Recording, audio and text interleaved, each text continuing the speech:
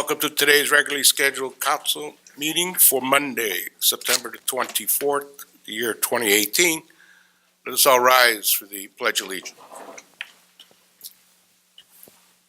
Pledge allegiance to the flag of the United States of America and to the republic for which it stands, one nation, under God, indivisible, with liberty and justice for all.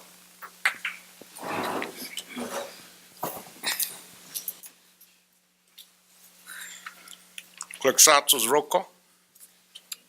Maldonado, Franciski, Walker, Present. Vasquez, Present. Garcia, Present. Orange, Perez, Present. Monroe, Here. Medina. Present. Councilman Franciski is out of town on a funeral. Councilwoman Maldonado had a family emergency. Clerk Santos, first item. Public hearing ordinance 18-0015, East Chicago Sanitary Budget 2019. Do you have anyone to speak on this today? Sanitary budget. Tonight's been set aside for the public hearing, Yes. and then I would speak. If you wanted me to, I could do a little presentation on that. Or, This is the first item for the public hearing. okay, We are in public hearing. okay. So did you want to speak on, about this?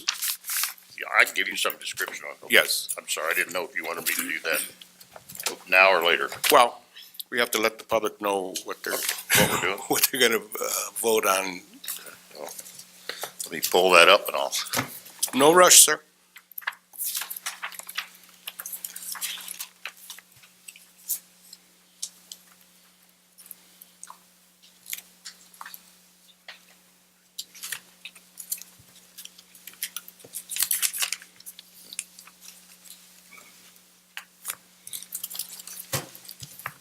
There you go.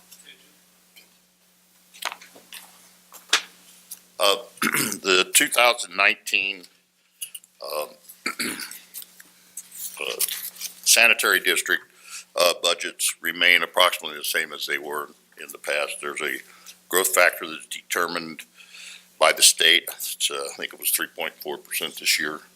We built that in due to the fact that we are a city that's at our max. We will probably not collect that. We have to advertise for it to maintain it. So the budget for the general fund was set at $11,250,000. The proposed levy is $11,930,101, which is the max. There's a debt service that's exempt under the circuit breaker for $842,035 with a levy of approximately $500,000. There's a rainy day fund that's a one-time distribution of an income tax that we asked to be reappropriated next year in case they didn't spend it this year. They are spending some this year. At the when we get the authorization back from the state, they will take into account that spending and reduce that amount down to the actual level available for 2019. Thank you. Thank you. The podium is now open to the general public for anyone who wishes to express whether they are in favor or against this appropriation. This is the budget for East Chicago Sanitary District.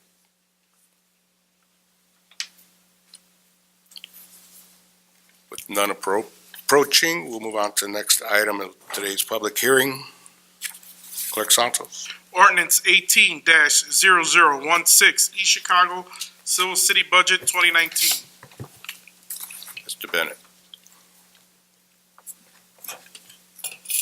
Again, Mr. President, my name is Jim Bennett, Financial Advisor, City of East Chicago. This, we are requesting for 2019 to approximately a $33.75 million general fund with a levy of about $37,590,000. Again, we will not be able to collect that whole levy due to our freeze. They're also appropriating casino funds, local income tax, our bond funds for our lease payment on our public safety facility, police and fire pension funds, the motor vehicle highway fund, fire equipment, park and recreation, cube capital. There is a tax levy for the park and recreation fund, approximately $3 million. There's a redevelopment allocation budget for $848,000 with a levy of about $500,000 and a fund of $2.097 million for our bus and transportation service with an approximately $1 million levy.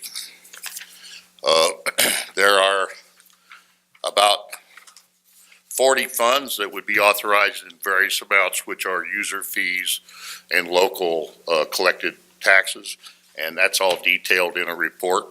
I will say that all these numbers are available through Gateway, through the state department, Indiana.in.gov. If you go to the Department of Local Government Finance under Gateway, it will allow you or any taxpayer to look at any of the detailed numbers. I think all council people have received a copy of this, and if there's any questions, I'd be glad to try to answer them for you. Do we have any questions at this time? Thank you, Mr. Bennett. The podium is now open to the general public for anyone who wishes to express whether they are in favor or against the East Chicago Civil City Budget 2019. With none approaching, the public hearing portion of today's meeting is over, and we will go back to our regular agenda. Clerk Santos. Regular meeting, minutes of the council meeting on September 10th, 2018. So moved, Mr. President. Second. Motion on the floor by Councilman Garcia, properly second by Councilman Monroe. To hear the minutes for September the 10th. Any questions? Roll call. Walker, Yes. Vasquez, Yes. Garcia, Yes. Perez, Yes. Monroe, Yes. Medina. Yes. Motion carries. Next item. Communication from the mayor's office. There's none. And communication from department heads. Before we get started with the accounts payable warrant, I polled all the council members, and we are all in agreement to hear all account payable warrants at one time. Do we have any questions from the council members on that? Clerk Santos? Accounts payable warrant 090718CC, 092418CC, 092418BD, 092418LA, 092418PW. So moved, Mr. President. Second. Motion on the floor by Councilwoman Vasquez, properly second by Councilwoman Walker, to accept all account payable warrants listed today. Any questions on that motion?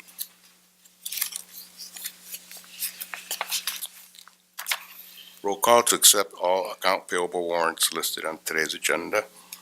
Walker, Yes. Vasquez, Yes. Garcia, No. Perez, Yes. Monroe, Yes. Medina. Yes, that motion carries. Next items. Payroll warrant bi-weekly 090718 and payroll warrant miscellaneous 090718. So moved, Mr. President. Second. Motion on the floor by Councilman Garcia, properly second by Councilman Monroe, to hear payroll warrant bi-weekly 090718 and payroll warrant miscellaneous 090718. Any questions? Roll call. Walker, Yes. Vasquez, Yes. Garcia, Yes. Perez, Yes. Monroe, Yes. Medina. Yes, that motion carries. Do we have any committee reports? Mr. President. Councilman Garcia. Yes, last week we had a finance meeting and, three of us attended. I was expecting more members to show up, references budget and sanitary budget. We asked plenty of questions, the three that were here. We still have information that we're supposed to obtain, but our next finance meeting will be October 2nd at 5:30 here in the council chambers. October 2nd, 5:30. Correct? Yes, correct. That's a Tuesday. Anything further? No, sir. Do we have any more committee reports? Mr. President, the Public Safety Committee also met, nothing major to report. The Police Department had no other concerns other than their pay not being up to par. The Fire Department is still talking about their manpower and pay. So they really didn't come prepared with any numbers or any proposals for us to consider. But that was all I have to report from that meeting. Thank you. Do we have any board reports? No board reports. Rex Santos, ordinance on first reading. Ordinance 18-0017, sponsored Mayor Anthony Copeland. An ordinance to amend and restate the City of East Chicago sewer user ordinance and regulations. So move on first reading, Mr. President. Second. Motion on the floor by Councilman Garcia, properly second by Councilman Rowe, to hear on first reading ordinance 18-0017. Questions on the motion? Councilman Garcia. Is anybody here to speak on this Bible? Gentlemen, to approach the podium.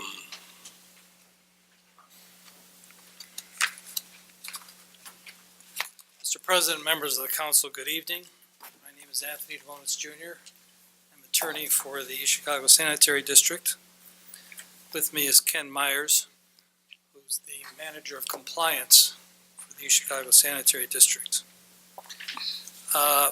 Before you, in ordinance 18-0017, is a new amended and restated sewer user ordinance and accompanying regulations. This is a very important piece of legislation because it brings up to date and full compliance our regulations governing the delivery of effluent to our wastewater treatment plant by all of our users. It also announces and makes lawful, gives legal effect to new pre-treatment limits for our industrial users. And this has been a product of a lengthy and arduous pre-treatment study, a limit study, which I hold right here. It's 150 pages long. I don't know how many of you have seen it, but we supplied it to Mr. Buscemi. And I'm going to ask Ken Myers to address that in a moment. This ordinance the development of this new ordinance began approximately 3 years ago. And it was mandated by US EPA Region 5, who does periodic audits of our enforcement policies and local laws governing sewer user regulations. Because federal law changes quite a bit and changes rapidly over the years, we usually end up getting one of these audits every few years, and it has required in the past changes to our ordinance. I believe the last one was done 10 years ago, or no, 12 years ago. Anyway, there are many, many changes. This ordinance is approximately 11 pages longer than the old one.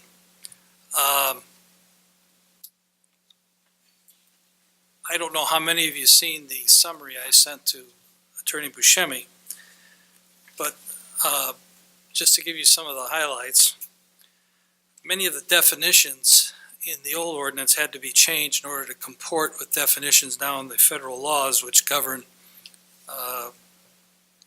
the regulation of publicly owned treatment works. such definitions as daily maximum limit now must be expressed both in terms of mass and concentration. That's two ways of measuring the strength of particular compounds in the effluent. There's an expanded definition of interference. Interference is the idea that what is being discharged in the effluent may interfere or make our treatment works less efficient and actually result in pass-through interference sometimes, where the plant cannot remove something and it ends up in the outfall. There are new definitions of things like pollutant and pretreatment requirement. Some of them are rather technical in nature, but all of them sharpen and make more clear what industrial users are expected to do before they release effluent into the effluent stream. Substantively, there are many changes. Some of these things are stylistic in that one section has been divided into two or more and given different titles in order to make them more understandable. That was done with respect to general prohibitions, which were divided into general discharge prohibitions and specific discharge prohibitions. The prohibitions themselves have not really been changed very much. The section on permit applications has been expanded to include an enhanced subsection on measurement of pollutants. Several new permit conditions required have been added, including requirements for installation and maintenance of inspection and sampling facilities and equipment, including flow measurement devices, and a statement that compliance with an individual wastewater discharge permit does not relieve the permittee of responsibility for compliance with all applicable federal and state pretreatment standards. This is important because it now allows our Mr. Meyer's department to require users to install measurement and flow monitoring equipment so that we can keep closer tabs on the effluent when that is warranted. A new section on permit conditions allowed has been added, allowing the district to impose permit conditions, including limits on the rate of discharge, requirements for flow equalization, the installation of pretreatment technology, and pollution control or containment devices. Reporting requirements have been expanded. We've always required baseline monitoring reports. That is, when an industry is functioning more or less under normal circumstances, they're required to measure all of their flows and effluent levels, the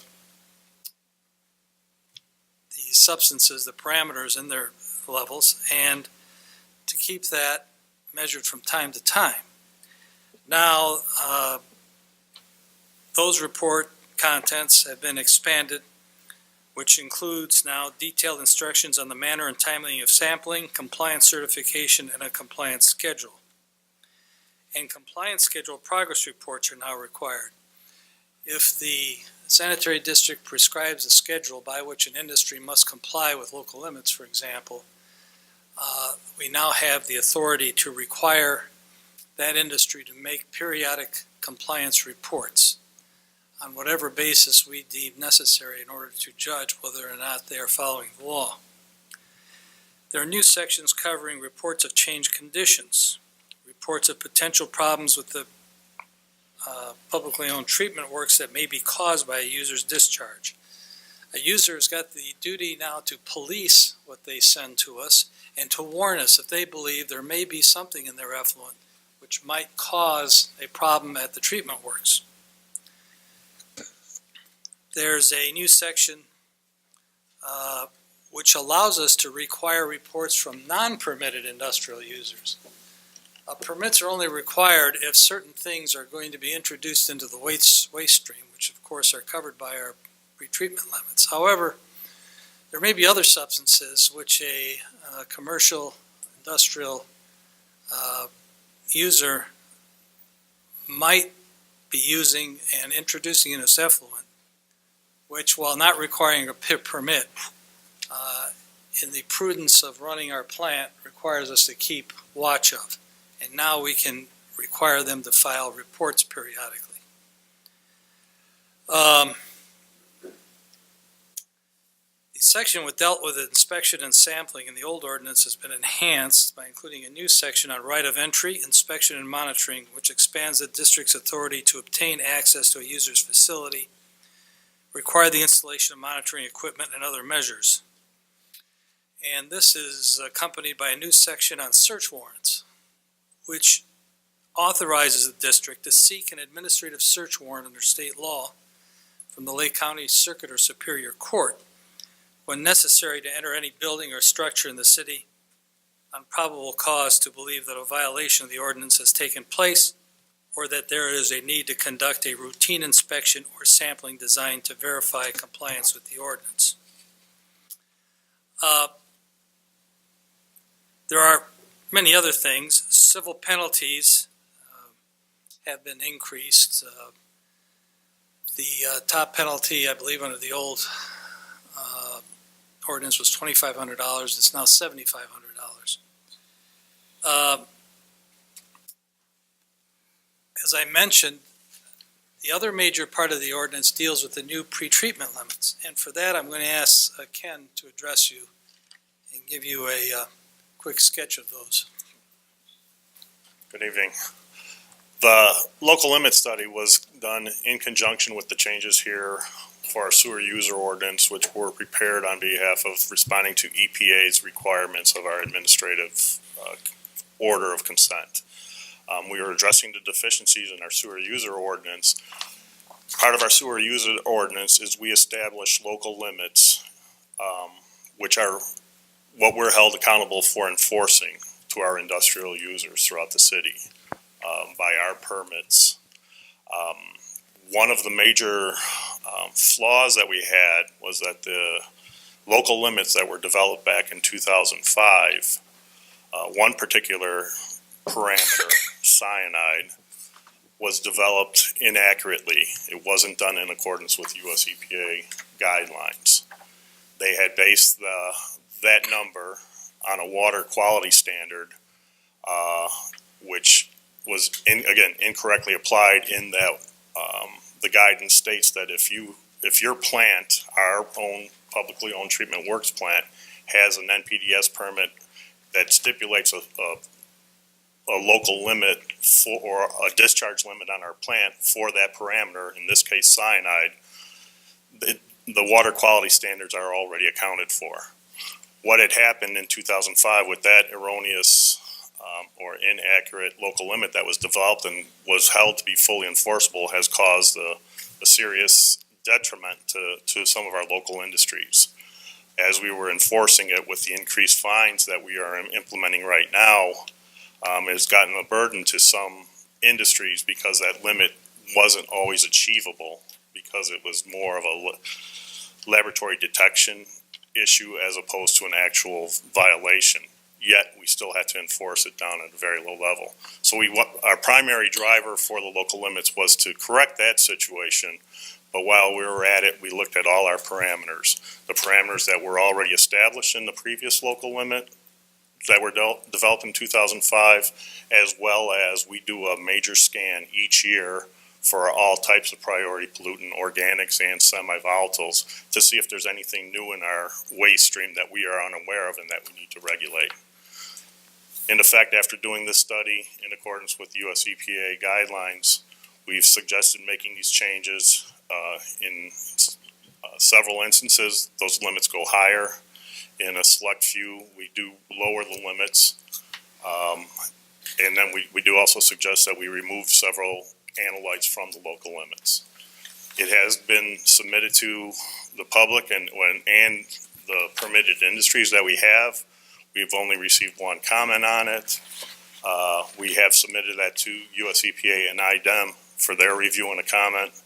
They have conditionally approved of the local limits. They are waiting to give us final approval once these local limits are adopted with the sewer user ordinance that's in front of you tonight.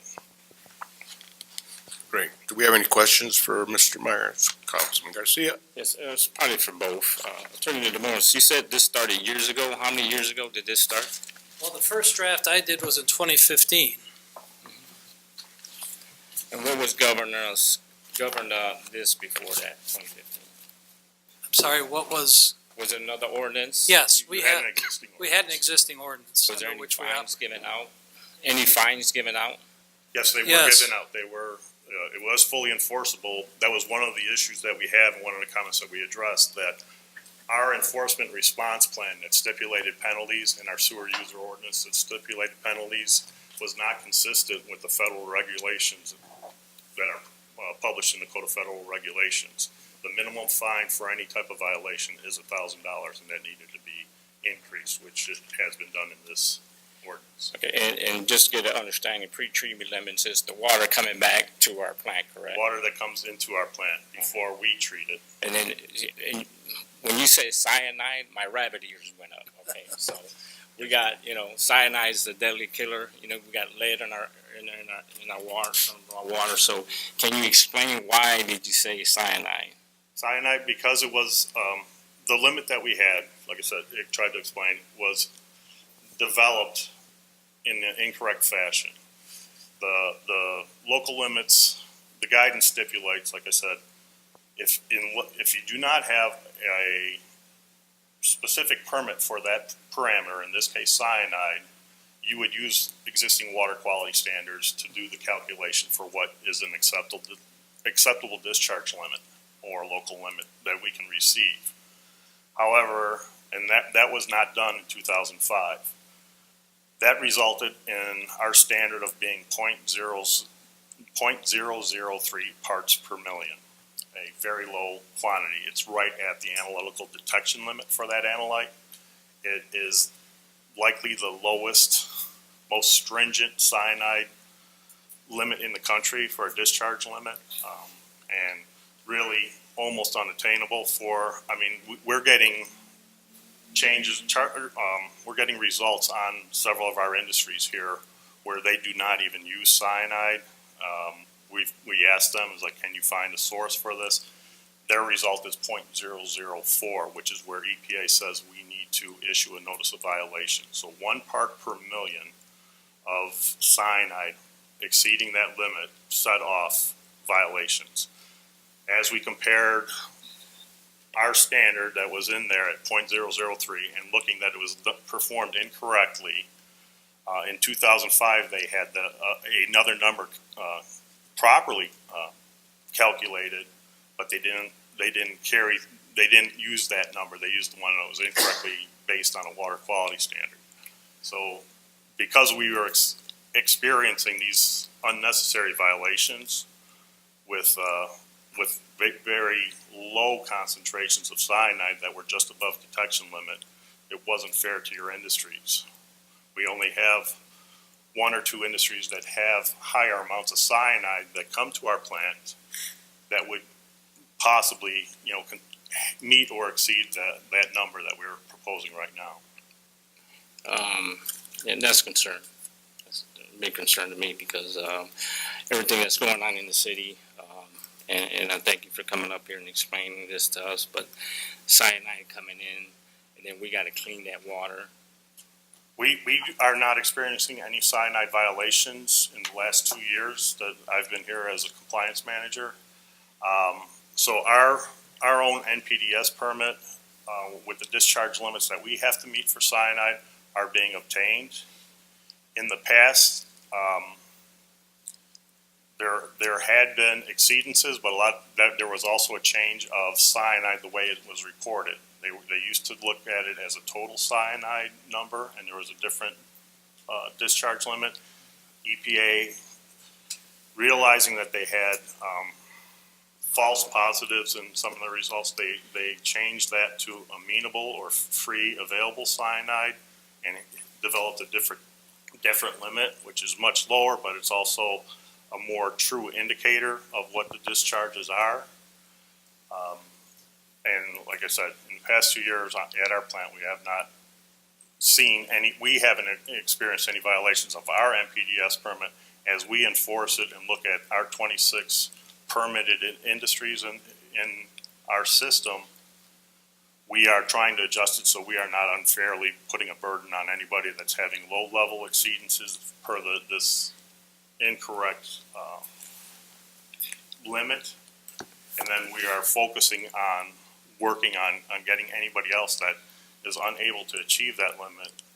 We are working through enforcement mechanisms to get them to comply. How is cyanide cleaned from the water? How is it treated? How is it treated? Any number of ways. Again, our plant isn't designed to treat cyanide. That's why we are looking at enforcing these local limits that we're proposing. If the local limits, and as we enforce them coming into our plant, we ensure that what we discharge into the Grand Calumet River is acceptable and meeting our permit. Okay, so what I just understood, let me make sure what I just understood. So if we get some water that has cyanide, and we're not gonna treat it, it gets discharged back into Grand Calumet. Our water that comes into our plant gets discharged to the Grand Calumet.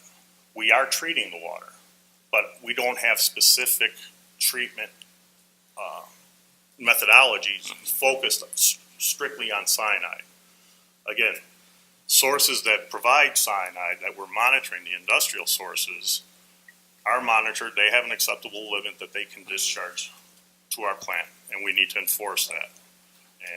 And we do that through monthly sampling. We go to each and every one of those permitted facilities, collect a sample, and if they exceed not only cyanide, if they exceed any of the other local limits, they are issued a violation for each and every one of them.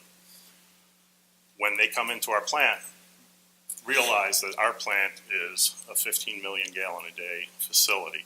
That's what it's designed for. It typically operates at 12 to 13 million gallons a day. These discharges from individual facilities will only be a portion of that.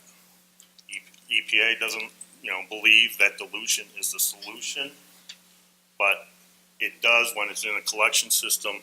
There is going to be the actual fact of dilution happening, but that's why you have a pre-treatment program, so that they have an acceptable limit that they have to meet at their outfall before it comes into our system.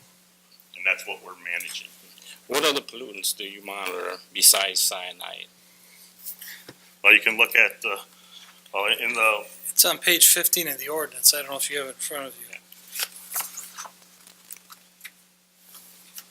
we look at ammonia, arsenic, a semi-volatile bis-2-ethyl hexylphthalate. We are proposing to remove cadmium. We do chemical biological oxygen demand, which is a surcharge. Residual chlorine, which we're proposing to remove. Chromium, copper, available cyanide. We're proposing to remove fluoranthene. We look at fluoride, lead, mercury, molybdenum, nickel, oil and grease, phenols, phosphorus. We're proposing to remove silver and thallium, and we also look at zinc, and we also have a limit for total suspended solids, which is also a surcharge that those industries are billed for. That's a pretty big list, and I know we're surrounded by the industry. How do you keep up?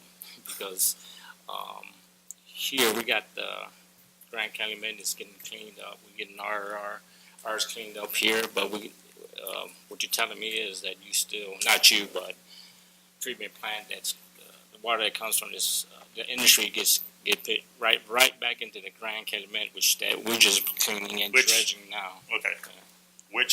That's how this is governed. We are the operating authority, the control authority, and we are permitted through the NPDES program to operate that plant, and that's why we have to meet these certain limits. Mm-hmm. So we have a separate permit just for our facility, and then this sewer user ordinance and the enforcement response plan that we have spells out how we're going to make sure that we enforce our pre-treatment plan. It gives us the requirements that our industrial users have to meet in order to come to us to get a permit. Once they are permitted, what they have to do to maintain that permit. And as I stated before, we do monthly monitoring, compliance monitoring on each and every one of those permitted facilities. In addition to those lists for the local limits, several of our permitted facilities are also have other limits or other analytes that they look for, parameters that they look for, based on the industry that they are. They have categorical standards that are published in the CFR by US EPA, and they also need to meet those requirements. So, the standard is by EPA standards then? Yes. Okay, I just got a couple questions still left from me. Continue. So those are the prohibited discharge standards, correct? Yes. That's what that is, okay. The non-compliance hearing, let's see, what happens if you have a non-compliance hearing? Well, the first thing that happens is that the person on our staff who finds out about the noncompliance discusses it with the industry and then issues a notice of violation. That notice of violation will include measures that must be taken by the industry in order to address that exceedance. Sometimes exceedances are very small, and in some cases, the idea is simply to watch what happens and make sure it is not repeated. If it is not repeated, it is often the result of some circumstance which is a chance event. However, if it continues, then full force of the enforcement mechanism goes to work. An administrative order can be issued. The civil penalty is assessed. If they don't pay it, they usually do pay it, but if they don't pay it, we have the power to take it to court and enforce it in court.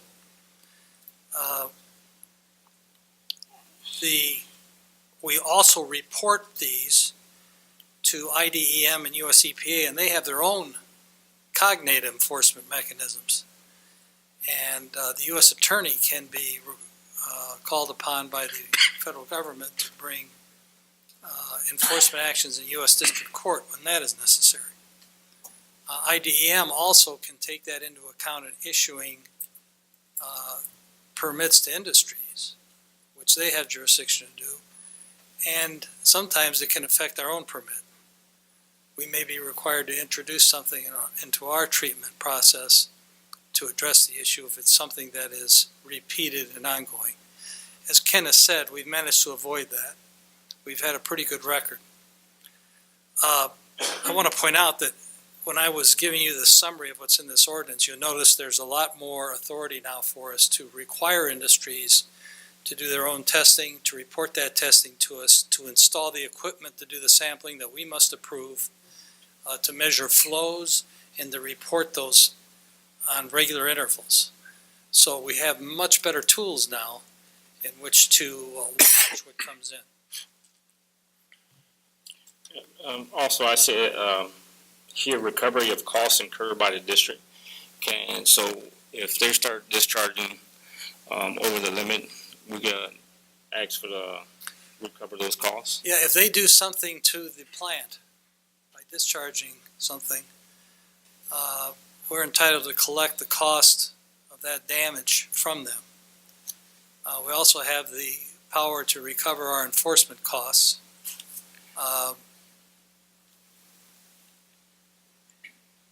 Trying to think of what other kinds of costs there are. If we have to engage in sampling of our own, I do believe that this new ordinance, as do the federal regulations now, allow us to recover the cost of the additional sampling. We don't do our own laboratory work. We have contracted laboratories that do this, and that costs money, and we can recover that. The fines, I said $2,500 fines. Who sets those limits? Well, That is set by the Code of Federal Regulations. EPA has set that up in the national regulations and setting minimums and maximums. I wonder why it's so low. The other question, keep in mind that every day there's a violation is a separate offense, so the $2,500 accumulates quickly. well, some of these industries we have here, I don't think care, BP, Amoco, Mattel, they release so much stuff in the air and the water, them fines, they don't care. Also, is all industry, is the same monitors? Are they monitored the same? Who's monitored the same? All industry. I was just asking Ken, the very large industries have their own NPDES permits, and they answer directly to the state and federal authorities. The only thing they send us is common sewage from their restrooms. Well, besides that, as far as common sanitary waste, the other big portion, even though we do have heavy industry here, a lot of the water that we get is non-contact cooling water. It's water that's fairly clean. It's just water used for cooling. Is sent our way. It's a significant volume, but it takes very little, effort on our part. It really doesn't follow our plant. It pretty much assists in the operations of our plant just because of the volume of water that we receive that is non-contact cooling water. Who's the industry that have their own permits that you mentioned? As far as our Soar Metal has theirs. We have nothing with BP. BP has their own. They have their own wastewater treatment plant. And why? Because they have their own treatment plant? They have their own treatment plant, and they discharge to their own, to whatever waterway is nearest to them. The CDF facility on Indianapolis Boulevard, run by the Corps of Engineers, they have their own permit, although they've approached us to get permit and run it through our plant. To date, we've declined to accept that. You also mentioned non-permitted users. Who's non-permitted users? That would be the remaining commercial and industries and residential, government buildings, every other consumer that sends waste our way. Any thought on having monitors put in, and have like Wi-Fi connections to the monitors, so you have? These aren't real-time monitors. You can't. The monitoring that we do, we have to physically collect the sample. And most of these cases, that sample has to be related to the flow that's coming from a facility. So it's based on whether they do an 8-hour shift work, an 8-hour discharge, or if that's a 24-hour continuous discharge. We have to collect what is called a composite sample. We use a specific sampler. It's a pump that collects that through periods of the day. We'll set it out on a Monday. Tuesday, we'll come pick up that sampler, and then we'll put those samples under chain of custody and send it off to our contracted laboratory. And we typically sample two industrial facilities a day during the week. We do not sample on Friday because of the Saturday delivery to the lab. So we get all our 26, actually it's a little less, I believe it's 24 now, industries sampled each and every month. Like the old PCI plant, do they have? Are they permitted? PCI, which is that Tredebi? The Tredebi, they do not have, they used to be permitted. They do not have a process discharge to the sewer. All that they have is sanitary waste. Okay. I'm done, Mr. Thank you. Any further questions for either gentleman? Thank you. Thank you, Mr. President. Yes.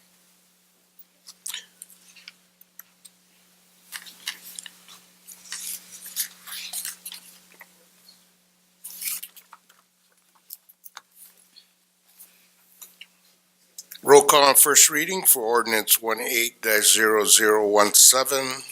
Walker, Yes. Vasquez, Yes. Garcia, Yes. Perez, Yes. Monroe, Yes. Medina. Yes, that motion carries. Next item. Ordinance on second reading. Ordinance 18-0015, East Chicago Sanitary Budget 2019. So moved, Mr. President, on second reading.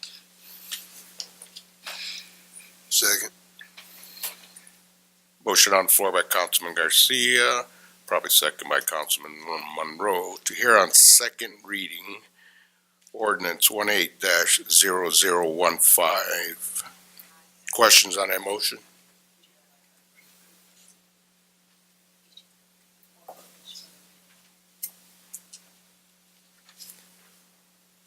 Roll call. Walker, Yes. Vasquez, Yes. Garcia, Yes.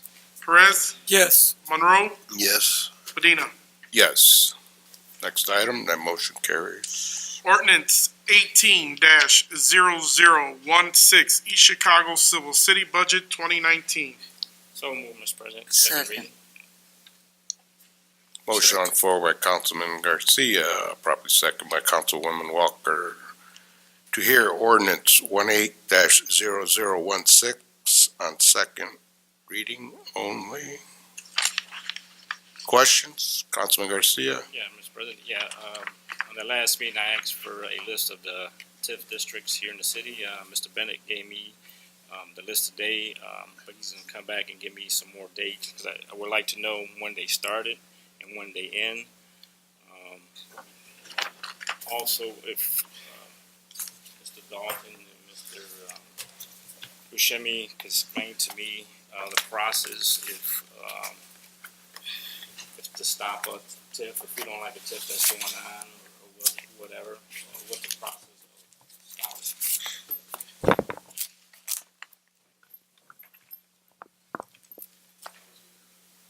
If I just nod my head, Vivian's gonna yell at me.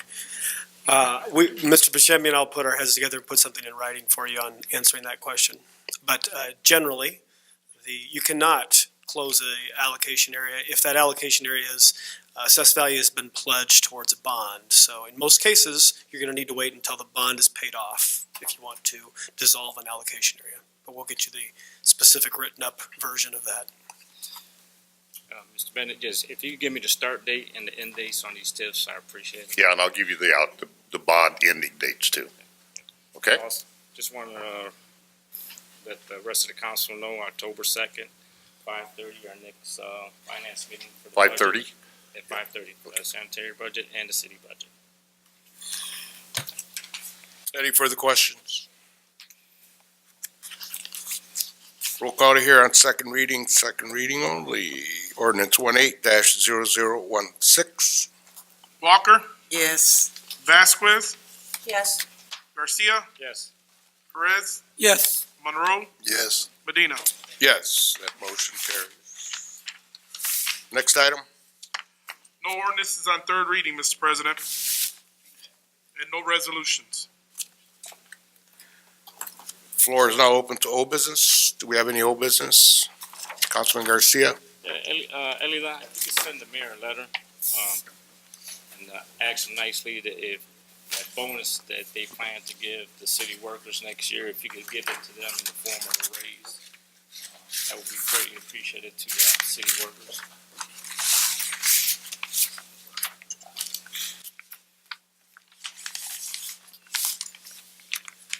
Any further old business? Let's move into new business. Do we have any new business? Councilman Garcia? President, I had a top 20, their dancing organization in all the schools. I gave all fellow council person a flyer. They have a fundraiser that's going out there, and they just wanted me to make sure I mentioned it to everybody here. Reference top 20.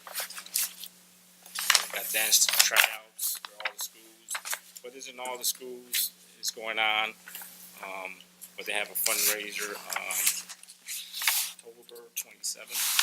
They'd like for us to also donate. Very good. Any further new business? Now moving to public expression.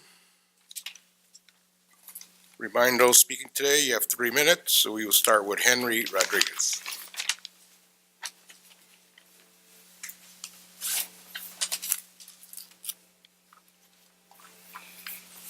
Henry Rodriguez, 4933 Chicago, Indiana. Concerning the budget. From 2010 to 2018, travel expenses for the city council dropped from $63,000 a year to $0 a year. That's from 2010 to 2018. That is until at the last minute a $27,000 line item budget was asserted into the council's budget for travel and expenses. The $27,000 was disallowed by the state since it was not included in the council's original budget at the beginning of the city's budget process. The extra $27,000 was added into the 2018 council budget on October 30th, 2017. At the third and final reading or passing of the 2018 city budget by a member of this council. Another member of the council made another motion to eliminate the $27,000 from the council budget. That motion was voted down 6-3.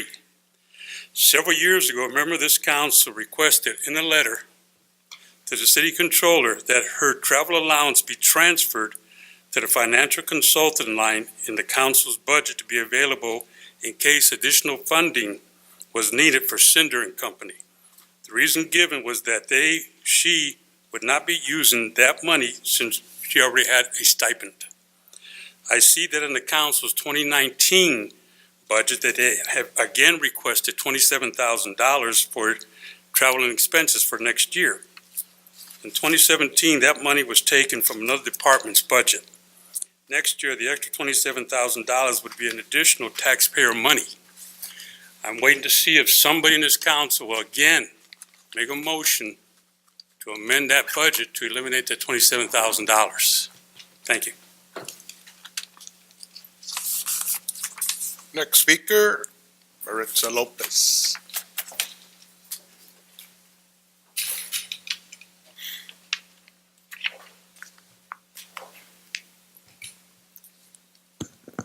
Maritza Lopez, resident, 4928 Euclid Avenue. I live in the Superfund site, and I'm here to speak to you on behalf of the CAG, which is East Chicago Calumet Coalition Community Advisory Group. Each of the council members received a little flyer. We are having, you have the names on there, Hoosier Environmental Council. In the CAG is partnering, Dr. Chris Eisman is from Valpo University, Dr. Julie Powler from Valpo University, Dr. Peasley is from Notre Dame, Dr. Wells, she's from Purdue University Lafayette, and Tony Osborne is also from Purdue Lafayette. We all partnered together for XRF Day, that's a gun. We're asking, now it's going to be citywide. The last time we did it, it was just a Superfund site. Please ask your constituents, bring a half a cup of dirt, let it dry out, and they're going to test the dirt to see if it has lead, and they also could check for arsenic. Because, as Robert said, the whole city's industrial. It's going to be at Urban Enterprise. They partnered. They gave us the day.